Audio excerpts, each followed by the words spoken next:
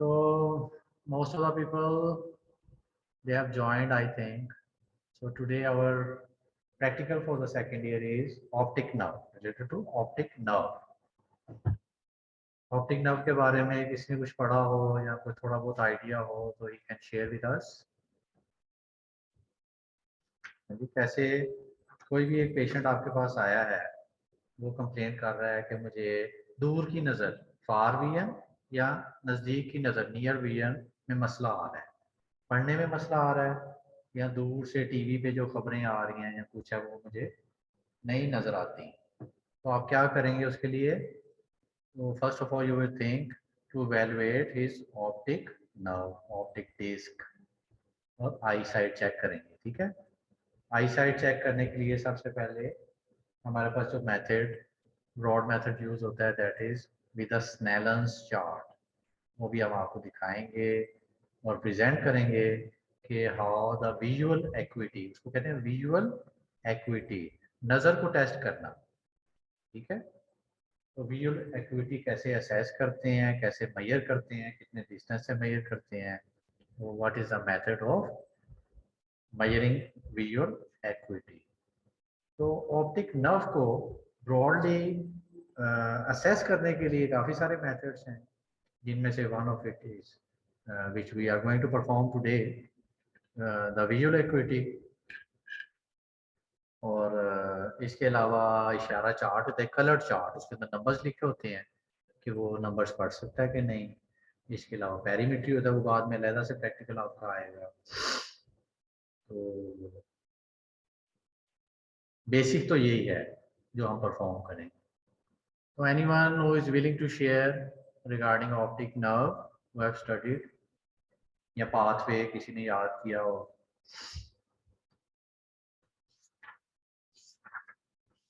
Office के बारे में प्रोफेसर साहब से बात हुई थी, तो उन्होंने कहा है कि जब आप लोग फिजिकली आएंगे college after the vacations, then you will be able to get notebooks. तो optic nerve is basically a sensory nerve. दूसरी नर्व्स होती है ना, कोई सेंसरी है और मोटर पार्ट भी होता है उसका। This is purely sensory nerve.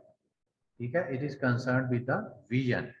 Vision हमारी जो आई साइट है, it is concern with vision. Okay, अब इसका प्रोसीजर क्या है? इसमें लाइट रिफ्लेक्ट करते हैं, विजुअल एक्टिविटी से चेक करते हैं। ठीक है, लाइट रिफ्लेक्शन होता है डायरेक्ट लाइट और इनडायरेक्ट लाइट रिफ्लेक्स। ठीक है, कि उसका रिफ्लेक्स कैसा आता है। विजुअल एक्टिविटी में स्नेलन्स चार्ट से करते हैं test, visual field of each eyes tested, फिर पेरीमेट्री से कलर विजन चेक करते हैं इशारा चार्ट से।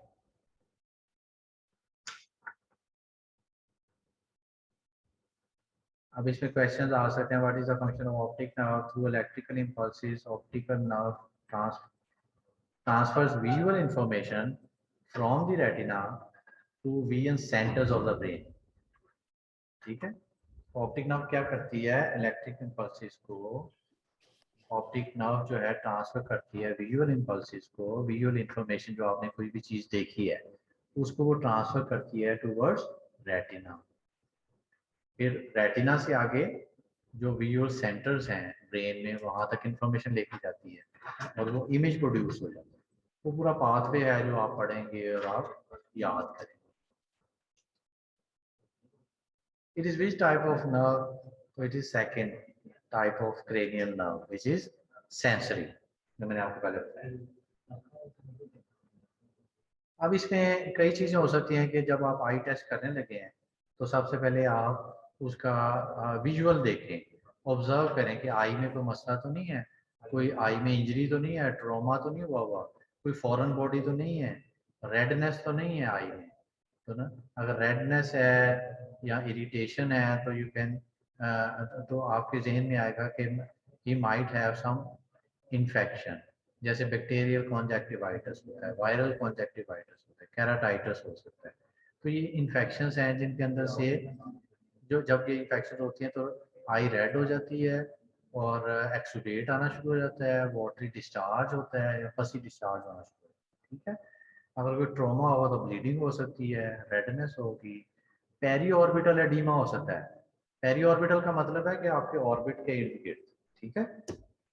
एडिमा होगा इसका मतलब है उसको कोई ट्रॉमा हुआ है जिसकी वजह से वो सारी कंजेशन हो गई है और वहाँ पे ब्लैक ब्लैक ब्लैक से पैचेस आ जाएंगे, ब्लैकनिंग हो जाएगी आईज की, ठीक है जी।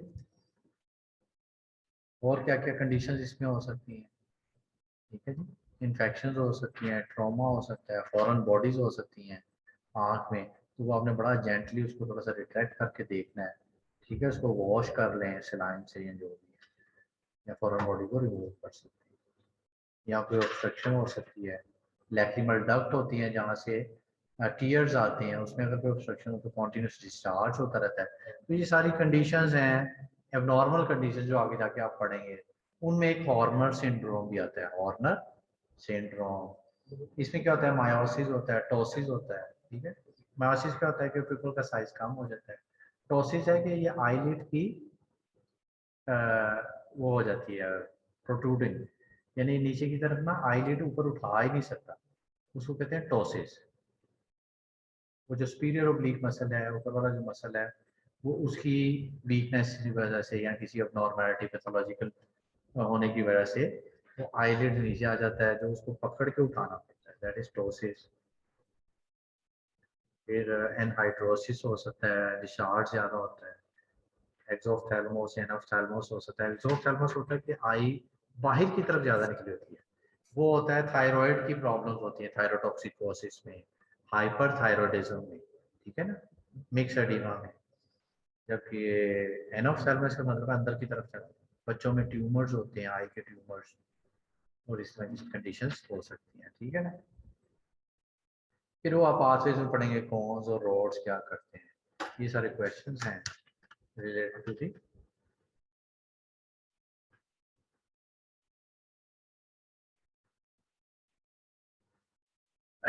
अच्छा, अगर किसी की दूर की नज़र कमज़ोर होगी तो हम कहेंगे ये फार साइटेडनेस है, ठीक है।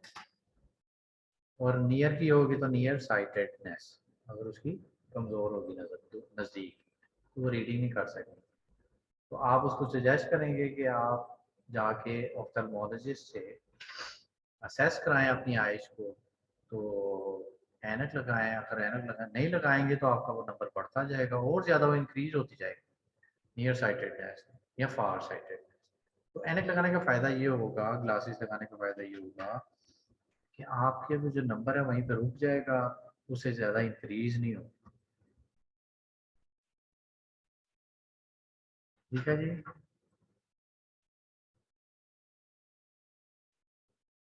तो किसी को कोई आइडिया पहले से कोई थोड़ा बहुत ऑप्टिक नर्व से पढ़ा तो नहीं होगा किसी ने। अच्छा, एक मैंने कहना था, मेरा ग्रुप, मुझे आप ग्रुप में शामिल कर लें तो आपको पहले बता दिया जाए, फिर सेकेंड ईयर की प्रैक्टिस मैं ही ले रहा हूँ मोस्टली, तो आपको हफ्ता पहले ही आप टॉपिक बता दिया करेंगे कि नेक्स्ट वीक में कौन सा होना है। जैसे कि अभी नेक्स्ट वीक में, नेक्स्ट फ्राइडे को आपका जो प्रैक्टिकल है that is with trochlear nerve, oculomotor nerve, third fourth and six nerve, clinical test for examination of oculomotor, trochlear nerve and abducens nerve. ये इसके बाद वाला प्रैक्टिकल, आज हम कर रहे हैं ऑप्टिक नर्व।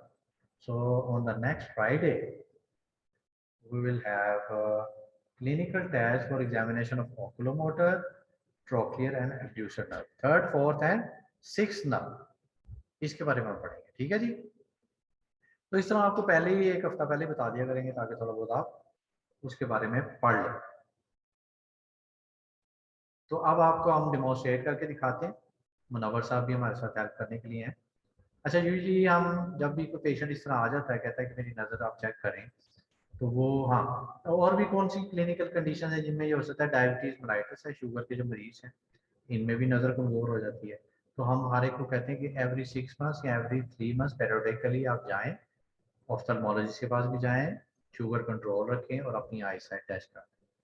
अब डायबिटीज मेलाइटिस में क्या होता है कि रेटिना, उसके पीछे जो डिस्क होती है उसमें जो वेसल्स होती है उनकी कंजेशन होना शुरू हो जाती है, एक्चुएट्स बनना शुरू हो जाते हैं, उसकी वजह से उनकी ब्लरिंग आना शुरू हो जाती है, विजन की ब्लरिंग शुरू हो जाती है, जिसकी वजह से उनको वाइटिश वाइटिश से पैचेस नजर आने शुरू होते हैं। तो वो क्या करते हैं, डॉक्टर उनकी फंडोस्कोपी करते हैं और वो देखते हैं कि कोई डिटोरिएशन तो नहीं हो रही है, इस तरह का तो यूजली हम 20 फीट डिस्टेंस पे सब्जेक्ट को खड़ा करते हैं, पेशेंट को खड़ा करते हैं 6 मीटर्स डिस्टेंस पे।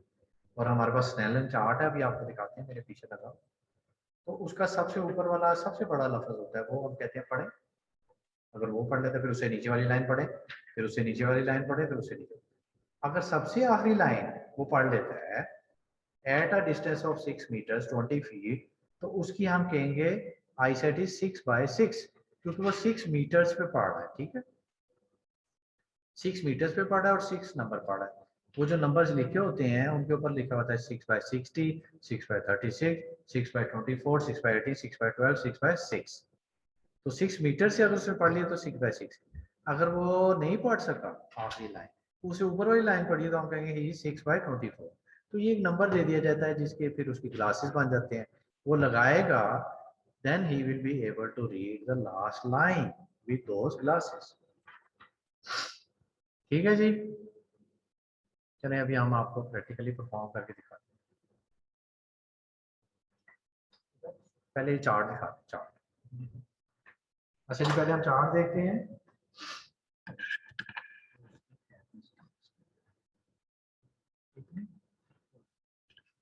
अच्छा देखिए चार्ट से, हाँ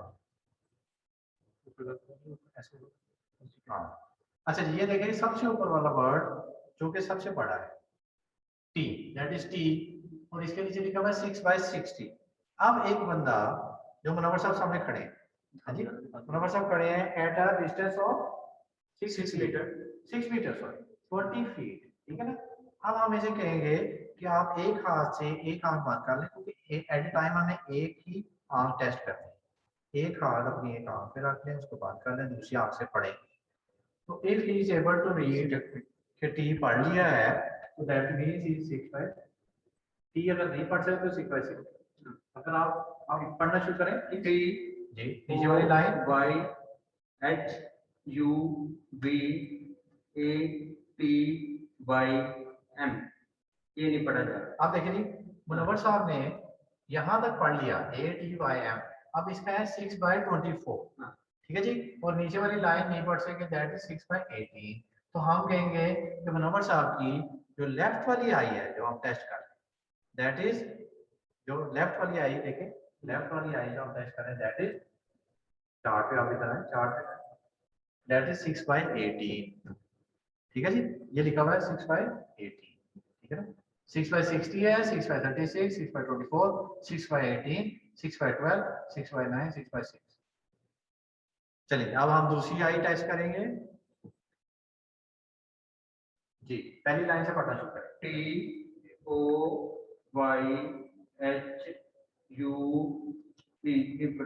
पहली हो रही। अच्छा चलिए आइडेंटिफाई नीचे नहीं आइडेंटिफाई। हाँ देखा। तो इसका मतलब है इनकी नजर काफी ज्यादा वीक है, यहाँ से आगे नहीं पढ़ सके। That is 6/24। ठीक है, ये वाली है हमारे पास राइट आई। तो हम ये डॉक्यूमेंट करेंगे, लिखेंगे राइट आई 6/24, लेफ्ट आई 6/18।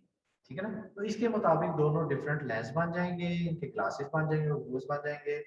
जब ये लगाएंगे तो he will be able to read the last line.